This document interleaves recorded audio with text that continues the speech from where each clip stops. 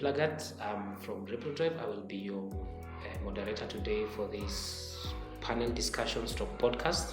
And today our topic is on mental wellness, specifically targeting the youths. And this conversation is timely because being the month for mental wellness awareness, we're bringing this information to you. Maybe it will help you, educate you, and welcome and be part of the conversation. Today we have our guests, our panelists. We have Daktari Eunice, Temet, and also we have Maina from Rural Women. Maybe we begin with an introduction from our panelists. Karibuni sana. Let's begin with Daktari. So greeting viewers and listeners. My name is Dr. Temet Eunice. I am a consultant psychiatrist. I work at the Moi Teaching and Referral Hospital. I'm also a researcher, and I'm doing research in empath and an educationist. I also still run a program for training higher national diploma students at the Moi Teaching and Referral Hospital. Thank you. Thank you, Daktari. Then we go to our other panelist, Martha. Karibu sana. Thank you so much, Ibrahim. My name is Maina. I work for Rural Women Peace Link under the Programs Department. Today we are talking about mental wellness. It's important for us to understand what mental wellness is. I'm sure some of us have their own ideas. You can go to our comments. Tell us what mental health means for you. Can you try and explain to us? Because our community, we have different types of people. There are like people who would not understand mental health as how you'd understand from your experience and your expertise. So in simple terms, I would explain mental health as a person being well in terms of their thoughts, their behaviors, and their emotions. Yeah, emotions means your feelings. Your thoughts means what is in your mind, and your behavior is what you do and what other people can do. If it is not in line with what is considered normal, then we know there is a problem in the mental health space. So mental health means that a person is well physically, spiritually, socially, in terms of thoughts and their behaviors. It means that they are relating well with other people. They are able to take risks, and they are also able to make good decisions. So they're able to thrive in the society. So mental health does not just look at your thoughts. It looks at many other things, including your social life and your interaction with people, and being functional and productive in the community. That is what mental health means in totality. Okay. To Martha, do you feel like mental health is something that we should actually put in our programs? I think that is something that should be taken into very seriously because of the current issues that the current youth in our nation are going through. You'll find that youth are lacking an audience to express themselves, and even when they do, they are not understood the way they want to be understood. So, which leads them into having depressions and other issues. Others even end up using drugs and substance abuse just to help them get affiliated with other people or get accepted by other people, because where they are, they might feel they're not being heard, they're not being listened to, and there's no one to support them. The current state of the mental health of the people we are working with, specifically maybe for Martha, the youths that you're working with under Rural Women in your projects, and also for Daktari, how would you describe the state right now as you see? So generally, I would start with the studies that have been done, because there was a survey that was done by the national government in 2020.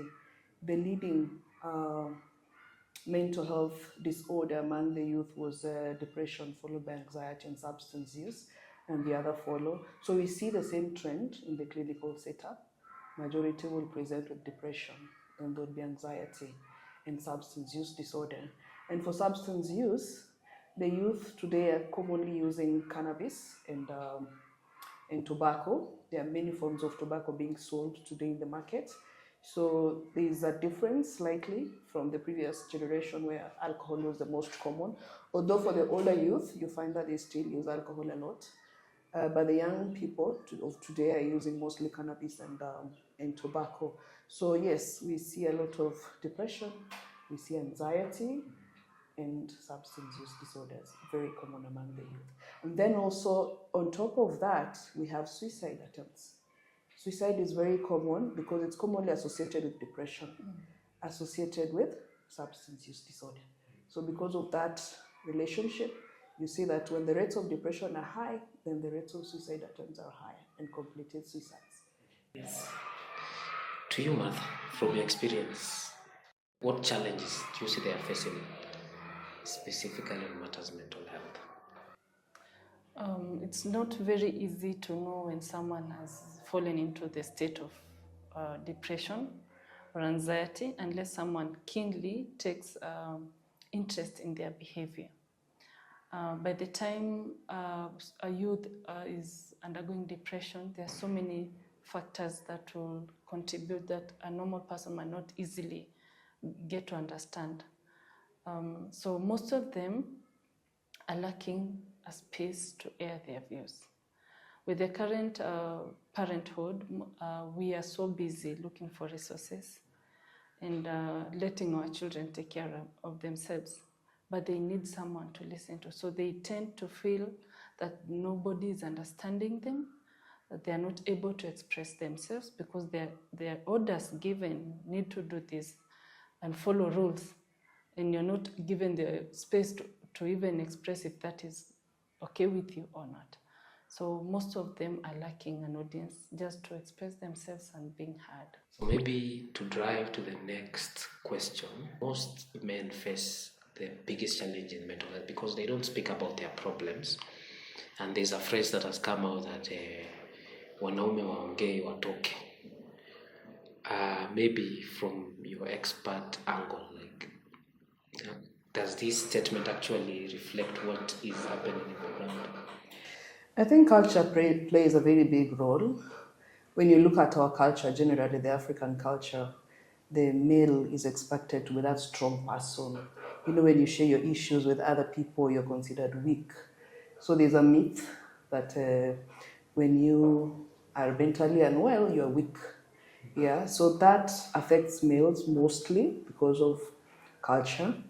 And parenting also is a big issue today. People don't really know how to cope with the current circumstances. We have adopted a Western culture, and parents are still probably parenting using the old methods of parenting. So the right information, the right skills and tools that a person is expected to have as they progress through their life course may be lacking in a lot of things. So yes, it's true that males have a big challenge because they don't speak out, and it's because of the culture, yeah, and that affects their mental health. Because for mental health, you have to offload, you have to talk about the challenges you're experiencing, you have to talk about the issues, the fears you have. And you know, in our culture, when a man talks about their fears, their challenges, even when you see how the male relates, they'll be laughed at sometimes. You find a male going to the police station to report GBV, they're laughed at. Yeah, you've seen on media, you saw what happened to a politician some time back. Mm-hmm. Yeah, when he talked about his issues and people started, ridiculing him. So that happens in our society, and that contributes a lot to the challenges males are having. We're experiencing the same challenges today, yeah? But because of culture, the male have more challenges than the females. It's more acceptable for a female to come and complain or say how they're feeling bad. But for a male, usually it's not acceptable, and that contributes a lot. Yeah. Okay, thank you for that. Martha, from the experience that you've had on the ground, working with the male, you work with both male and female? Yeah. Let's say boys and girls. Based on the same statement that I've put, is it true that the boys or the men don't speak out that much and they're facing more challenges more than the girls? I would say the challenges might be a little bit not very different compared to the society that we come from, but it is true the boy child still, because of the culture, has not been encouraged to speak out and express themselves, their issues, their frustrations, which should be encouraged, especially to the young growing children, that it is okay to talk, to tell of your fears, to share your thoughts, and not to bottle them up. Because when they bottle them up, they don't know if it is right or if it's not the right thing to do, and they end up being frustrated at the end of the day because they don't know if what they're expected to do is good or not.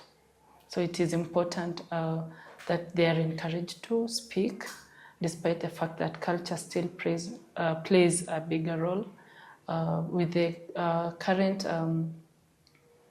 generation that we're having, with a lot of intel or skills on communications, and especially on tech. So when the younger generation is has embraced that so much, but the older generation is still on the old parenting system. So it is also okay for us to encourage the society to embrace the technology that is around and coming, so that we are able to connect with the young children, with the young generation, and even the youth. Okay. I think just before you continue, to add also on what's affecting the boy child, we are still expecting the boy child, because the youth are in this space of relationships, the boy child is still expected to take up a lot of responsibility, and yet the girl child is empowered. So it puts a lot of pressure on the boy child, like paying dowry, being the one taking care of all the bills, So that also, it's still culture, but it plays a big role in increasing the burden on the boy child. And maybe just to add on what Dr. Eunice has just said, the girl child has really been empowered currently, and the boy child, nobody is doing anything about them. And with the responsibilities that are put on their shoulders, and they are not being empowered, and they come to the space where they meet these very empowered young women. So it becomes a challenge to them. Yeah. Okay, that one brings us to a very, very sensitive issue that recently we are facing, especially in Kenya. It's on the issues on GBV and femicides. Specifically, organizations we are dealing with this Reprodrive, we are actually trying to counter this through advocacy, which we are currently working on a policy on gender. Now, maybe if I ask this question in this manner, the rise in femicide cases and the rise in GBV cases. For example, I heard our deputy governor told us that we have over 16,000 cases of GBV, which was last year when we were marking the 16 days of activism against gender-based violence. Maybe to you, Daktari, in some of the cases that you're facing, maybe after the gender-based violence, I'm sure they're coming to your office seeking maybe assessment. Maybe if they are criminals, they are sent to your office to be assessed to see if they are in a better mental state to actually stand trial. And maybe what you've experienced there, like, do you feel like mental health is a part of the challenge? Yeah, as you ask, of course, mental health comes into perspective when you talk about gender-based violence. Either someone has mental illness before they commit the crime, or because of gender-based violence, a person may end up with a mental health issue. Yeah, so it goes in both directions. It can be the cause of mental illness, or mental illness can be cause of GBV. Yeah, so yes, we do assess some of the perpetrators of violence, and some of them clearly have mental illness, severe mental illness, which has not been recognized. Frustrations, we talked about mental health in terms of you having It is in the space of your thoughts, your behavior, and your emotions. Yeah, sometimes people act out of frustration. That is an emotional thing. And also a thought problem. Yeah, you're not able to think clearly because either you're depressed or there are so many issues you're having, you're not able to think clearly. All this is mental health. Yeah, it could be something that has gone wrong. You've lost money, or there's a lot of expectation from the family or from the partner, and people end up committing these crimes because of problems in their mental health. Yeah, so there's a lot of correlation with mental health. You cannot remove mental health from GBV because it's an act of doing. That's behavior. And if you do something that is not in line with what the rest of the community accepts, then that's a mental health issue. Yeah. So we cannot remove mental health from GBV. It's part and parcel of GBV. We have to address the mental health issues. Yes. Martha, yes, from the ground. Same question goes to you. What are the experiences that you're facing there and makes you feel like maybe we need to actually have mental health in our programs as members of the CSO network, NGOs and CBOs? Rural Women Peace Link, with the core pillar being peace building and also helping in issues of gender-based violence, economic or lack of finances plays a silent issue in most of these problems that we encounter, because you'll find that the man has a lot of responsibility to cater for or is expected to deliver according to the nature of the responsibility of a husband, and they might not be having enough, or they don't even have a job. There's a lot of lack of employment nowadays. So you'll find that they'll slowly start getting into depression, anxiety, and all that. And what comes out of all that is they'll start to abuse their partner, not knowing that it's the issues, the underlying issues, especially the economic issues, that are really playing or are the key role or the key player in this gender-based violence. So we've faced that a lot, and we just have encouraged the women to understand the boy child, to understand the men. When they are not able to provide, if they are in the capacity to assist, step in and assist, so that we don't really push men into the mental issues as we are watching them. Okay. Thank you for that. That one drives to the point of there's this thing I've been hearing, they're saying red flags. Like how would you know if someone is having an issue mentally, like in the early stages? Because from our conversation I've realized that their reaction to how they are feeling is what causes them mostly to do what they're doing without even them knowing what they're doing. So how can you diagnose yourself? How can you know yourself or your partner has an issue, or your friend or your colleague is actually in a state that needs help? How would you do that? Maybe I will start with Dr. Thank you for that question. Usually when people come to the hospital, you will always hear the story that this person started changing from 3 or 4 years back. So usually people see changes. You'll see changes in behavior. But because we are not seeing any major effect, we just let it slide like that. Yeah. So the first thing most people notice is a change in behavior. This person was very lively, was talking to people, was interacting. All of a sudden, they're locking themselves in the house. This person was neat, was very well groomed, and all of a sudden their hair is disheveled. They are not taking a bath. They are not bothered with their dressing anymore. And so there's always a change. You'll always be told, alibadilika. Alianza kubadilika 3-4 years. So people notice change very early, but they don't take any step. So as soon as you see change in behavior, so that's behavior. Then there is change or in terms of behavior, you may see someone who's never gone to church and all of a sudden they are preaching to you.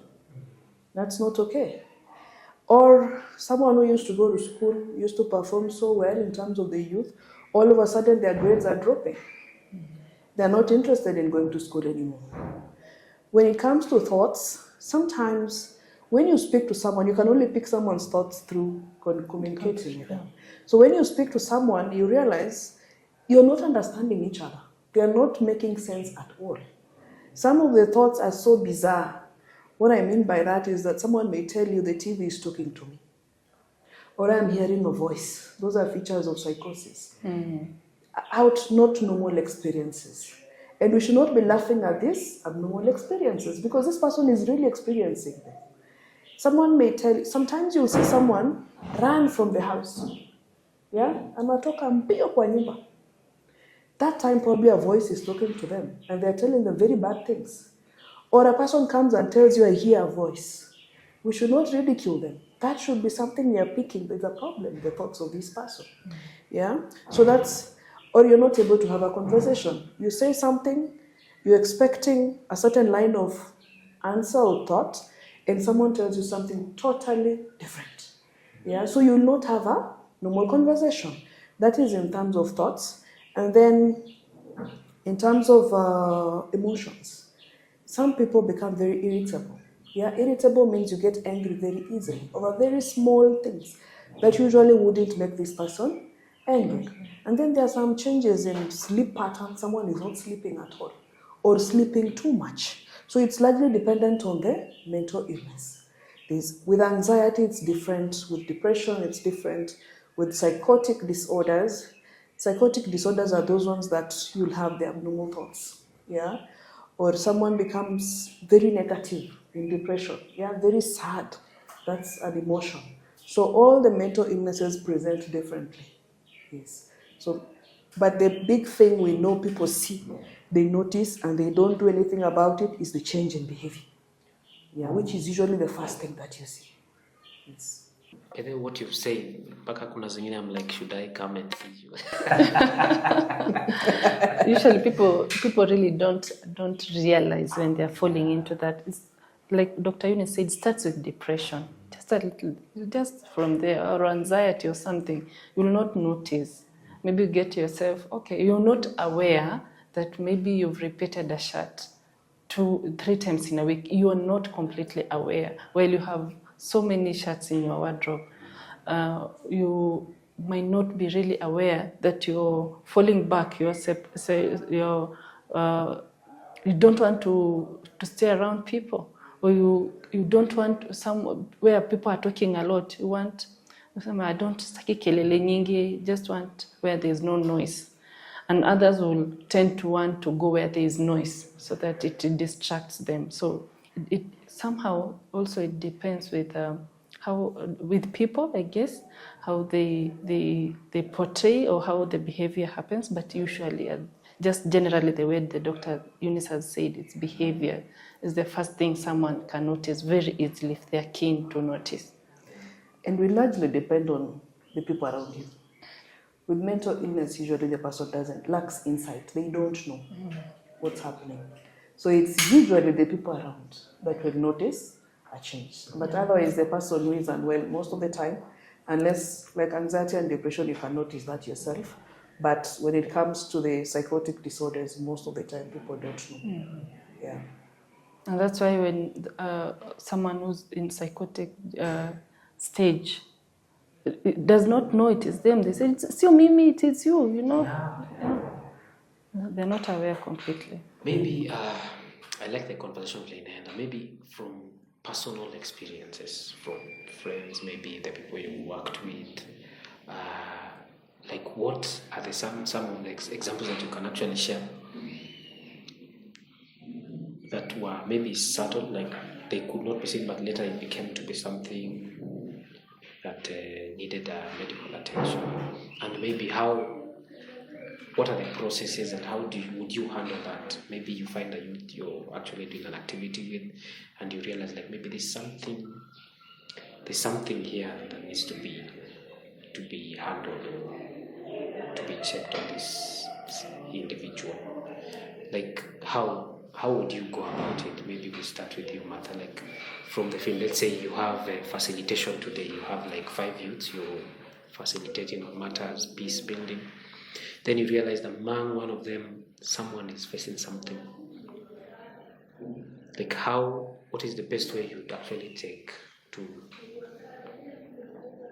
tackle this issue? Yeah. The first thing you do, you don't want them to know that they seem as if they're not well. So the right thing to do is to befriend them. Just befriend them, get acquainted to each other, and maybe you can share contacts. If this someone is someone who will open up very easily, they will tell you at that point.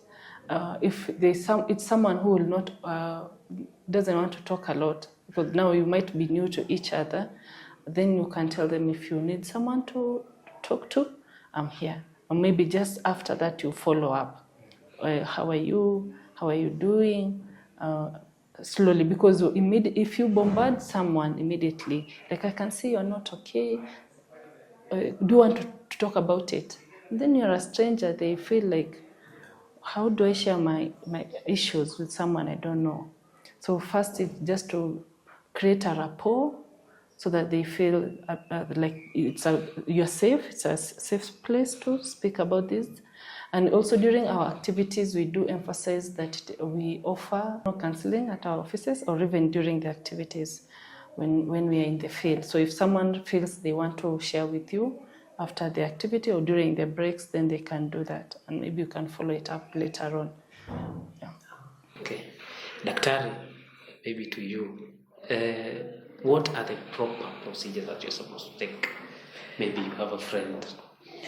Yeah, thank you for that question. I do a lot of trainings for community health promoters, for peer leaders. We are focusing on the community to prevent and to give early intervention. So mostly we do train the peer leaders for groups and community health promoters, first to be able to recognize mental illness, and secondly to offer brief interventions, which is basic counseling. It's like first aid for those ones who require first aid, and also to be able to refer for those ones who require referrals. So creating awareness is very key, because once you're aware or you know the conditions and how they present, then you're able to pick it. The problem is most people are not aware. Yeah. So once you're able to recognize something and identify it, then you can deal with it. So what we do primarily is make sure everyone knows what mental illnesses are. What are the mental health issues? It doesn't have to be a mental illness. Sometimes you have people who've lost a loved one and they're in crisis. So that one does not require very heavy intervention. It's just brief interventions, which we do teach. Just like we do teach basic first aid, we also teach the basic interventions that we can do for people before they progress into mental health disorders. Every day you're confronted with mental health challenges. Every single day, everyone. Stress is normal. People think stress is abnormal. Stress is normal. It's part of life. So we need to know how to manage. When stress is not managed very well, that's when you start seeing mental health disorders coming in. So best way to approach is first create awareness. Make people aware of the mental health conditions that do exist in the community. And then you focus on the preventive efforts, which is early intervention and referral, early referral to care. Those ones who require early referral are those ones who are not improving, you're not able to manage them at the community level, then you refer to the next level of care. When you look at the structure of healthcare in the county, there is level 1, which is the community, and that is where the community-based organizations do work.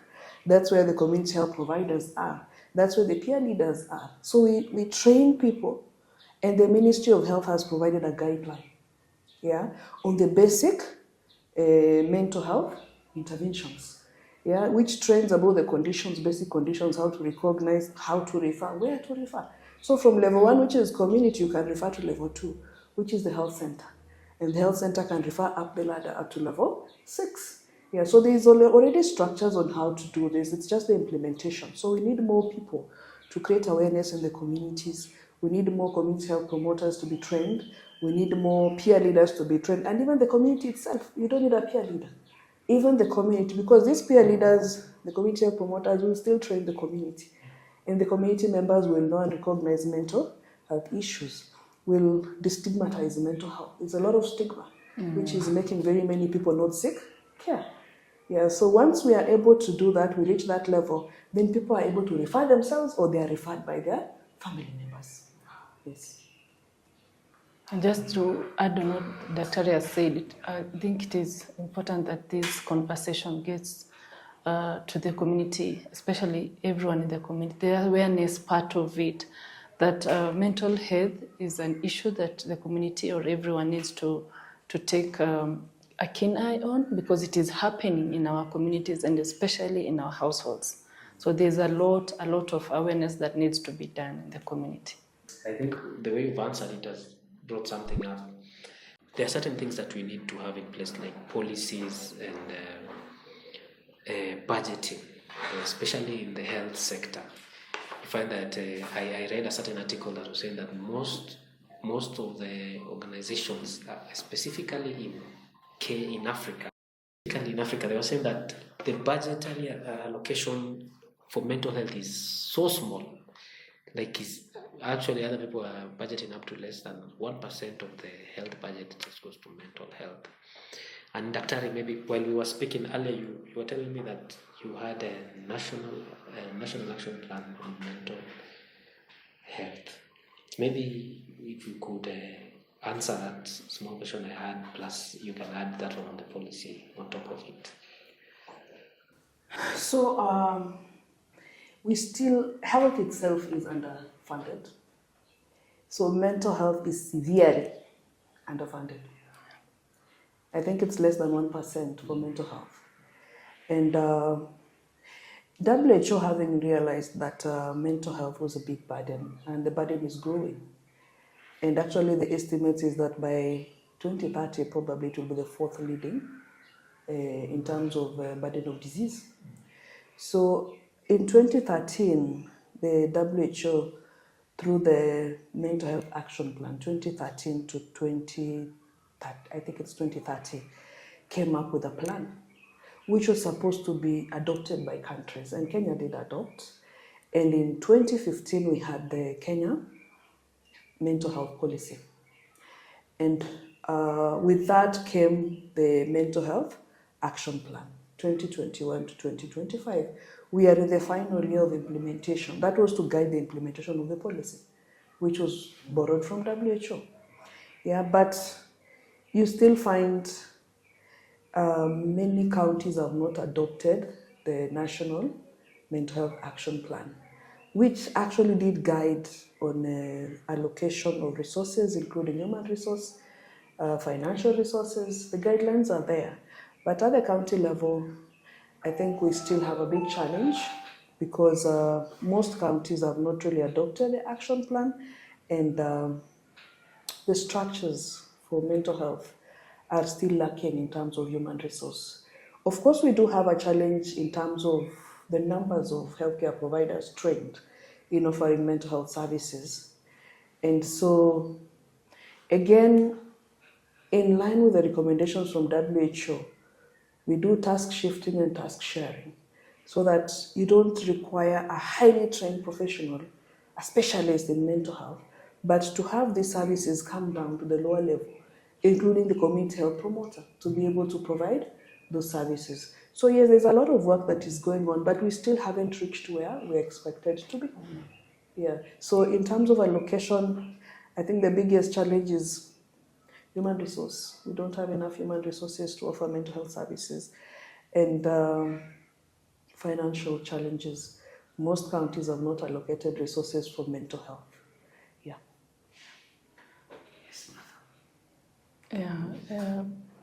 I don't have much to add on that, but mental health has never. I don't think it has. Apart from current years, that's when it's now taking center stage, but it has not been taken in seriously as the other health issues in our country. So it is important, I think, the way Doctor is saying, that mental health issues get prioritized also, because they are arising. it's coming up with a very high rate. And there are so many issues in the society, and people are falling into these issues. They're not able to address the issues that are coming their way. So mental health is, the way she's saying, in some few other years, it will surpass these other medical conditions. Yeah. How would youth inclusive for mental health look like for you? I think it is important we get to engage youth in all the matters, which the government has really taken keen in. And currently, I think youth are being engaged so much in so many issues that are happening. Yeah, we have forums for youth only in our organization. When we have activities that really target youth only, so that they also have a safe space to air their issues. What are the challenges they're going through? What are the solutions they think should come their way? Or what are the mitigating factors that should be addressed, so that the issues are addressed properly. So the youth need to be engaged in all aspects in their community, including the churches, in various spaces in the community, and let them be given space to showcase what they are able to without ridicule. With the current aspect that's going around, the Gen Z, they are termed to look like they are not reasoning, they are not thinking. Well, no one is asking them what they really want to be addressed. While they might be having good solutions to bring on board. And you've actually touched on the Gen Z aspect, and there's a lot around that Gen Z thing. A lot. Maybe before I go to Daktari, I also have friends who are parents to Gen Zs. Someone talks to you and they're telling you, like, my daughter is telling me she's not feeling herself, she's feeling suicidal, she feels like she's not wanted. And it's a thing I've been hearing. Someone saying I'm bipolar, someone saying that and most of the time when I ask the same question to the same parents, what do you think the issue is? The parent would say, I think ni hormones. I think ni adolescence. So they would brush it off like that. But Daktari, from your angle as you go to the youth inclusive support system, maybe on the side, can you help me understand that challenge that most of my friends are facing with their Gen Z? Yeah, it's a matter of parenting and the differences in generations. The youth of today are very assertive, and they are taught that from the word go. From the time they're in lower primary, from the time they're in the kindergarten, they are taught how to advocate for themselves. So we may think it's different from what happened previously, but I find the big difference is the communication and the skills these children have. Yeah, so they are more exposed.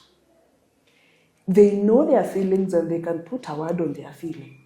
Unlike the older, probably youth, who was forced to stay in the corner, they are not, air their own feelings. Yeah, that was a taboo. You cannot tell someone I'm feeling suicidal. It was taboo. But for the current generation, they are more empowered, they are more assertive.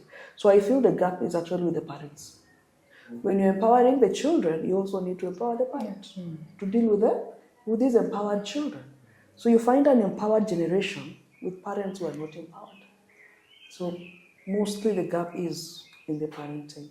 The parent has got no skills. So that's another gap in the mental health space that needs to be filled.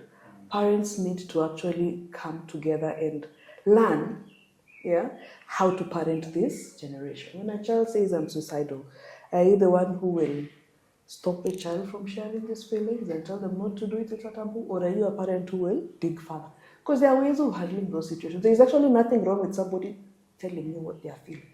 Because they are taught to do that, to advocate for themselves, to be assertive, to say I want, to say I don't want. So you cannot shut them down again. So you just need to learn how to deal with the situation. Yes. So, And maybe I take you back to the youth inclusive support system as a doctor. How would that system be like from your perspective? So I'll talk from the clinical perspective, that's the hospital side. You know, the challenge we have today is we do not have youth-friendly services. Yeah, we do not have youth-friendly services. You find the youth would come, now this Gen Z is mixing with an older generation, and they want spaces that are a bit different, probably colors are different, you know, there's something to do that's engaging. We still take them to the traditional systems. Either they are put with children or they are put with adults, and they are neither. They are not adults and they are not children. Yeah? That is the youth that is in this space of adolescence up to the age of 24. Yeah? So they need to find their space. Yeah? That group that is referred to as youth needs to have their own space where their needs are taken care of. Yeah? Because you cannot tell me the needs of a youth is the same as that of a child or an older person. It's different. So they are mixed up with everybody else. They do not have youth-friendly services. So even when you come to the healthcare setup, you need to have youth-friendly services. A space where they can just come and do whatever they want to do. They want to do things faster, or they want to play a game, basketball or something, or play with their computers, they are waiting, you know, which is very different from the needs of an older person or a very young child. Yeah. So youth-friendly services are needed. Youth-friendly spaces are needed. And in our current setup, most services, institutions, communities do not have youth-friendly services. Yes.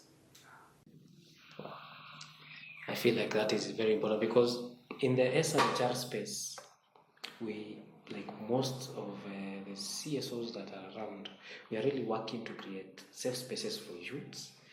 And in the health space, specifically SRHR, I feel like maybe we should now actually include mental health in like every activity that we are doing. Because from a certain article I was reading, they say that mental health is intertwined with almost everything. Okay, so as we conclude, maybe a parting shot from, let's begin with Daktari. In summary, I would say that there is no health without mental health.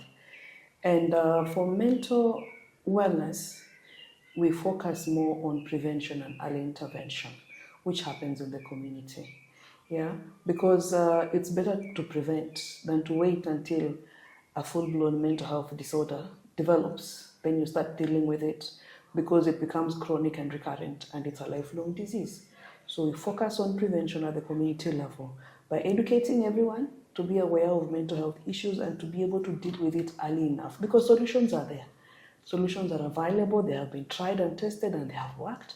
And so we do have a solution, and therefore we need to focus on community in terms of prevention and early intervention, because there is help available. Yes, Martha. The community is where we work. That's where our work is, most of it, and we address issues that arise in the community, especially on matters of prevention. So we have taken a keen eye on addressing the mental issues that come along with other issues that emerge in the community, and we will also urge other CSOs and organizations to also take mental health seriously and also have activities that will address such issues regarding mental health. This is just to make sure that the community that we are serving is healthy, just like the doctors say there's no health without mental health. For the community to stay in peace, to have no violence, or for people to coexist peacefully, mental health is something that should be addressed each and every day. And we focus so much on helping people just to know how to manage the stresses, the normal stresses of life, before they advance into other conditions in mental health. Thank you very much. Maybe from me, I don't know if I can add anything because I feel like you've spoken on most of the things that I actually wanted to target today. But maybe I could ask Daktari. There was one mental health expert I used to know from Kericho. She used to say it's okay not to be okay. Is that right? Yes. Yeah, maybe I will part with that. It is okay not to be okay. And I feel like what has come out of this, we need also men inclusion, because we've empowered the girl child more, and we've not empowered the man to actually handle empowered women. I feel like that is one of the key things we should also do. Also, we should strengthen our institutions, and actually as CSOs, I feel like we have the power and the strength to actually do some of the things like creating safe spaces. And also the one thing that we are always fighting, mostly the CSOs from ICBO, we are fighting cultural norms that are actually pulling progress behind. And I feel like the fight should go on, and this conversation should not stop here. As we close this month, the Mental Wellness and Awareness Month, I just like to talk to each and every one of you who's watching this. Check yourself, and if you feel like you have any challenges, especially the men, speak out. Wanasema mwanaume ni kukaa ngumu, but there are certain things that actually right now we know that mental wellness is important to each and every one of us. For the women and the girls, we also need to support each other, work together, because we live in one society. There's no other society but this one that we are in right now. From my side, I say thank you. Haluta continua hapa, tutaendelea kupigana na the challenges that we face in the community. Thank you for being part of this. You can subscribe, and also before I finish, this is a collaboration between Reprodrive and Rural Women Peace Link, trying to back the conversation on sensitive issues in the community. This is not a one-time thing. It will recur on a monthly basis. Stay tuned, and thank you for taking your time to be part of this. Thank you, my panel. Daktari, asante sana for taking your time. Martha, thank you very much for taking your time to be here. Thank you. You too.